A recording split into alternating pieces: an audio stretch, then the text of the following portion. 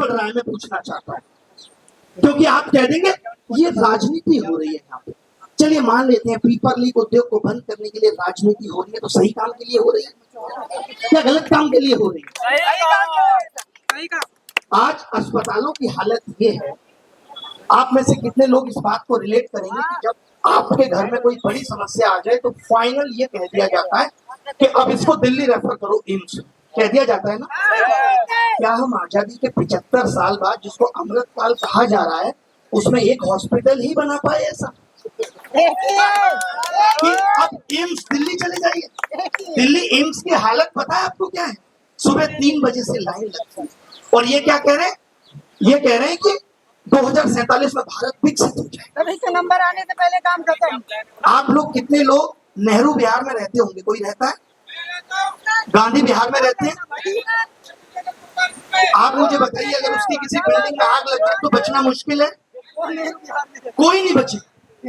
आप भारत को विकसित बनाने की बात कर रहे हैं और आप दिल्ली के कोने को विकसित नहीं बना पा रहे।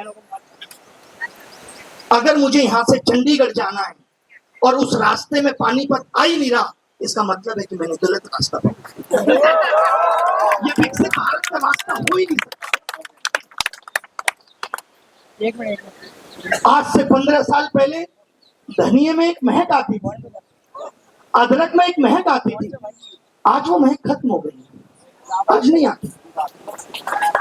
क्यों? क्योंकि अदरक धनिया ये सब कुछ नकली बिक रहा है, सब कुछ अडल्ट्रेटेड है, केमिकल मिलाया। खाना आप खराब खाएंगे बाहर, रेस्टोरेंट में जो खाना मिल रहा है वो 2-2, 3-3 महीने पुराना है। कहीं पीछे जामा मस्जिद में कंपनियां मशीन से खाना बना रही है, वहीं से आता है। आप बीमार हो जाएंगे, आपको इलाज नहीं मिलेगा। बेसिक शिक्षा आपकी कमजोर है, आपको हॉस्पिटल व्यवस्था सही नहीं मिल रही। जिन बिल्डिंग्स में आप पढ़ने जा रहे हैं वो आग लग जा रही है। फिर सरकार क्या करती है? उसके बाद कमेटी बना दी है। अभी साकेत के जब मालवीय नगर में आग लगी थी, 15 दिन तो हो गए ना, क्या आया कमेटी का रिजल्ट? कमेटी तो सीसेट को लेकर भी बनी थी और उसने कहा था कि सीसेट नहीं होना चाहिए। तो ये सब कमेटी बनाना, एयरफोर्स से पेपर ले जाना, सिर्फ ध्यान भटकाने के लिए हो। सरकार की मंशा में कहीं ये नहीं दिख रहा कि हम इस सिस्टम को ठीक करना चाहते हैं। आपको 3-3, 4-4 महीने पुराना खाना खिलाया जाना है रेस्टोरेंट से, और वो खाना खा करके आप बीमार पड़ेंगे, आप हॉस्पिटल में जाएंगे, हॉस्पिटल में आपको हालात पता है क्या है? भाई एक बात बताइए, आप विकसित बनने की बात करते हैं, विकसित बनने के लिए शिक्षा और स्वास्थ्य तो सबसे जरूरी चीजें हैं या नहीं? आज आपको यहाँ इलाज नहीं मिलेगा।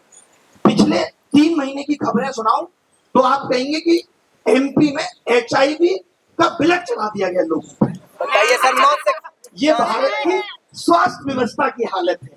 अभी कुछ दिन पहले 5 गर्भवती महिलाएं मर गई, इंजेक्शन में पानी डाल के चढ़ा दिया गया। सोचिए, अभी ये खबरें कम हैं, जब ये नीट पेपर लीक से डॉक्टर पहुंचेंगे ना, नीट पेपर लीक से, तब आप ऐसी रोज खबरें सुनिए कि फला डॉक्टर ने एक किडनी निकाल ली, फला ने दोनों निकाल ली।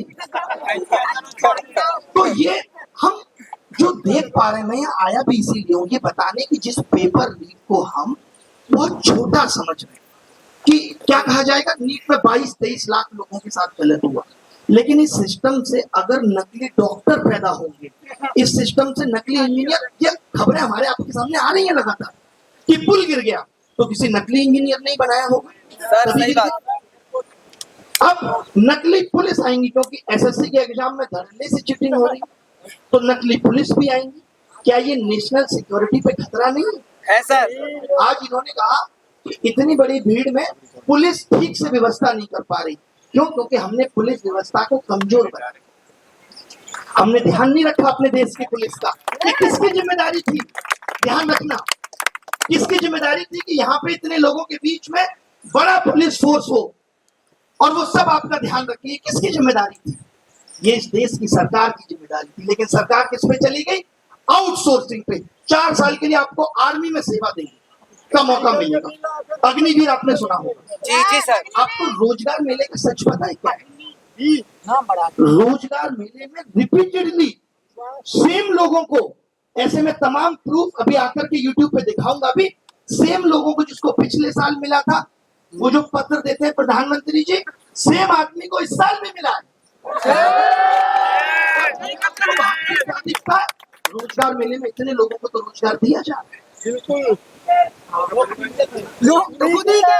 यहाँ कॉन्ट्रैक्ट बेस पे नौकरी चल रही है और वो कॉन्ट्रैक्ट कौन उठाएगा? गुजरात के। वो कॉन्ट्रैक्ट उठाएंगे, उनको सरकार से 25,000 मिलेगा और वो आप तक कितना पहुंचेगा? 15,000। उस केस में क्या होता है, आपने देखा होगा कितने लेबर आंदोलन हुआ नोएडा में। क्यों हुआ था? कि ठेकेदार बीच में कमीशन बहुत था। और मुझे मोदी जी की 2014 की बात याद आती है। वो कहते थे कट कमीशन करप्शन से देश घिरा हुआ है, हम इसे मिटा देंगे। भाइयों बहनों से ज्यादा कहते थे मित्रों। और उनके मित्रों में वो इमोशन था कि उस मित्रों से हमने उसे मित्र समझ लिया। और आज जब ये दुख और बेचैनी अंदर है, तब याद आता है कि दुश्मन ना करे दोस्त ने वो काम किया। ये जो पेपर लीक चल रहा है, ये पेपर लीक एक बड़ा शब्द है, लेकिन पेपर लीक जो लोग यहाँ पे काफी बुजुर्ग भी आए हैं जिनको पता ही नहीं होगा, सिर्फ देखने आए, मैं उनको बताना चाहता हूँ कि ये पेपर लीक उद्योग है क्या। आप मुझे एक बात बताइए, एक परीक्षा में आपको 100 प्रश्न पूछने और आपको पूरा 1 साल मिलता है, क्या आप वो 100 प्रश्न सही नहीं बना सकते? बना सकते हैं। आप जानबूझ के एक पेपर में 100 में से 20, 25, 30 तक सवाल गलत पूछते हैं और आप कहते हैं कि हर गलत सवाल पे जो बच्चा पेपर देगा उसको एक सवाल पे 100 रुपए देना। आप सोचिए, ये एक एक बच्चे से 3-3 हजार रुपए वसूल रहे हैं। इन्होंने इस एग्जाम सिस्टम को धंधा बना दिया। यहाँ पे जो हमारे पुलिस मित्र या CISF या PISF वाले जो लोग सेलेक्ट होके आए हैं, उनको मालूम होगा कि कितना दर्द झेल के उनको ये भर्ती मिली, जबकि वो बहुत अच्छे थे पढ़ाई में, लेकिन हर बार सिस्टम की खामियों के चलते नहीं पहुंच पा रहे थे। इस देश का युवा इस देश की सेवा करना चाहता है, लेकिन आप अगर उसे मौका नहीं देंगे, मौका किसको मिल रहा है? इनके अपने लोगों को मौका मिल रहा है। 15,000 वैकेंसी में पता ही नहीं चलता कि कौन 15,000 लोग सेलेक्ट हुए। बीजेपी जंतर मंतर हमने कभी, आज सोचिए, मैं जब यहाँ स्टेज पे आ रहा था, मुझे बोला गया कि पहली लाइन यहाँ से शुरू करिएगा कि मैं किसी राजनीति में, हम भी पढ़ के निकले हैं। उसके तमाम हजारों स्कूल बंद कर दिए कि बच्चे नहीं आते। ये कह के इनकी खुद की नीति आयोग की रिपोर्ट कहती है कि 9,806 स्कूलों में एक शिक्षक है। आप कौन सा भारत बनाएंगे? अब आप में से ही, आपके जैसे तमाम लोग ये आवाज उठाते हैं, पहले भी ऐसे होता था। वो दिन दूर नहीं है जब हमारी न्याय व्यवस्था में खड़ा हुआ चोर, जब उससे पूछा जाएगा चोरी क्यों की, तो कहेगा 5 साल से कर रहा हूँ। बताइए सर। तब तो किसी ने कुछ नहीं कहा। सही सर। बताओ आप, सरकार 5 साल से कर रहा हूँ, किसी ने कुछ नहीं कहा। ये कौन सा लॉजिक है कि पहले भी ऐसा होता था? अगर पहले भी ऐसा होता था, 70 सालों में देश को लूटा गया था, मैंने सब कुछ मान लिया, उसी दर्द को तो खत्म करने के लिए हमने आपको चुना था कि आप आओगे और हमारे इन दर्दों को खत्म कर दोगे। क्योंकि विपक्ष में बैठ के आपने इतनी खूबसूरत बातें की, महंगाई पे आप बोलते थे, पेपर लीक को उद्योग आप बताते थे, और आज जब आपके हाथ में सब कुछ सही करना है तो आप मूक बने बैठे हैं। और दर्द दे दिया। उस 45 मिनट में जब प्रधानमंत्री जी खाली थे, तब तो बच्चों का दर्द बयां करते थे। हमने तो कभी मन की बात में युवाओं की बात नहीं सुनी, डरते हैं सर। हमने तो कभी परीक्षा की चर्चा में असली मुद्दों की बात नहीं सुनी। किसको पड़ी है यहाँ कि ये पसीने में लथपथ होकर के आप या हम यहाँ आके चीख रहे? किसको पड़ी है? अगर कुछ सब कुछ ठीक है तो हम यहाँ क्यों आते? और आप कह देते हो कि ये बी टीम है इसलिए ऐसा हो रहा है। ये आंदोलन जानबूझ के कराए जा रहे हैं, किसी को नहीं पड़ी साहब। ये दर्द है हमारा, हमें मालूम। हर जगह नीट का पेपर लीक कर देंगे, 25 बच्चे मर गए। साकेत के होटल में आग लग जाएगी, 22 लोग मर गए। लाइब्रेरी में आग लग जाएगी, 22 लोग मर गए। मजाक चल रहा है क्या देश में? बीएड का पेपर देने गए लोग बाहर फोटो स्टेट कराने आए, जहां खड़े थे गड्ढे में गिर गए। ये देश सुधारने आए थे आप? और सबसे बड़ी बात ये है कि आप जिस राम की बात करते हैं उसके चरित्र से आपने कुछ नहीं सीखा। वो रात में निकल के लोगों का दर्द दुख सुनते थे, आलोचना सुनते थे कि प्रजा क्यों मुझसे खुश नहीं है, और आप उस आवाज को खत्म करने का काम करते हैं। मैं उन लोगों से कहना चाहता हूं जो ट्विटर पे और यूट्यूब पे बहुत बड़े ज्ञानी बने हुए हैं और जो इस आंदोलन की सिर्फ कमियों को निकाल के बता रहे हैं, जैसे आज तुम ये कहते हो ना कि 70 सालों में देश पीछे चला गया, आगे आने वाले वक्त में हम कहेंगे कि 100 सालों में भी देश बहुत पीछे चला गया। चाइना 1980 में हमसे पीछे था और आज देख लीजिए कहां पहुंच गया। बहुत आगे।